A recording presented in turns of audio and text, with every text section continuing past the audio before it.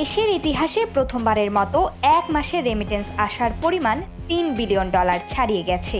গত মার্চ মাসে এই রেকর্ড পরিমাণ রেমিটেন্স পাঠিয়েছে প্রবাসীরা। রোববার 6 এপ্রিল বাংলাদেশ ব্যাংকের সর্বশেষ হালনাগাদ প্রতিবেদনে এই তথ্য জানা গেছে। এর আগে গত ডিসেম্বরে $2.64 বিলিয়ন রেমিটেন্স এসেছিল দেশে। চলতি অর্থ বছরের প্রথম মাস জুলাইয়ে $191,37,70,000 রেমিটেন্স এসেছে। আগস্টে এসেছিল $222,13,20,000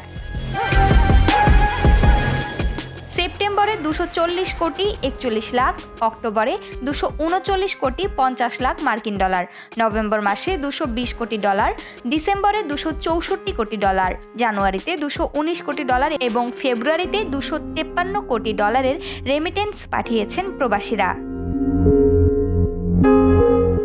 2020 সালে করোনাকালীন সময়ে জুলাই মাসে $2.59 বিলিয়ন রেমিটেন্স এসেছিল। সেই রেকর্ড ভাঙে 2024 সালের বিজয়ের মাস ডিসেম্বরে। 2024 সালের শেষ মাস ডিসেম্বরের পুরো সময়ে রেমিটেন্স এসেছিল প্রায় $264 কোটি। এবার অতীতের সব রেকর্ড ভেঙে $3 বিলিয়ন ছাড়ালো রেমিটেন্সের পরিমাণ।